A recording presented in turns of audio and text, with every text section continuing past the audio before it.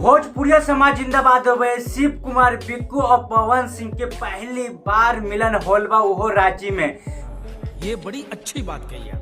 वह शिव कुमार बिक्कू कब से मना रहल बाड़े कि जैसे अनुपमा यादव के साथ पवन सिंह दे रहल बाड़े, चल झूठा, और सही हमरा साथ मिल जाए तो बहुत बड़का बात हो जाए। हमू जैसे अनुपमा यादव छाल बाड़ी और सो हमू छा जाती। और क्या क्या कहना क्या चाह रहे हैं भैया आप? और सेम काम भैया हो भगवान जी उनकर पुकार सुन ले बाड़े और भैया हो गनमा भी आ गए बा। गनमा ना भैया स्टेट प्रोग्राम आ गए बा। पवन सिंह और शिव कुमार बिक्कू बाड़े जे कि भैया रांची में प्रोग्राम होवेला, सबसे हिट होवेला।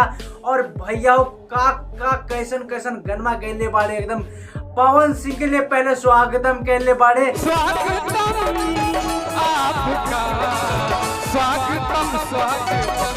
और दूसरी बात ये कहले बाड़े ये माँ पवन सिंह के जितना भी है जे भी दुख तकलीफ है सब दूर कर दी ही। काहे कि पवन सिंह ऐसा कलाकार हुए माँ कि अपन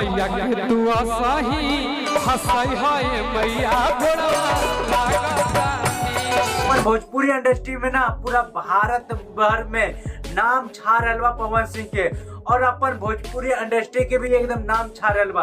अब भैया कहले कि रांची में हम सारे को कह रहल बाड़े कि पवन सिंह जरूर आई है। हमरो भी मन कर रहल बा कि पवन सिंह आई है 1 घंटा खातिर भी आई है तो आई है।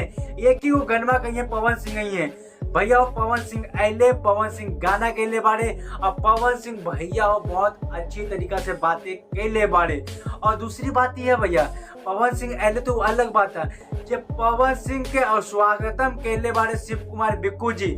और शिव कुमार बिक्कू जी भी वायरल होवे चाहता रे भैया, लगा था कि वायरल हो जाइए जैसे पवन सिंह सबके बनैले बाड़े, अनुपमा यादव के बनैले बाड़े। और से ही भैया हो जैसे अनुपमा यादव पवन सिंह का नाम जुड़ गए बा, और से ही सोच रहे बाड़े शिव कुमार बिक्कू भी हमार भी नाम जुड़ जाए पवन सिंह से। तो भैया हमू पूरा एकदम विदेशों में हमरो भी नाम गूंजी। कमेंट करके जरूर बताइए का शिव कुमार बिक्कू का सर पर हाथ पवन सिंह रखी कि ना रखी है, कमेंट करके जरूर बताइए। भोजपुरिया समाज जिंदाबाद भैया।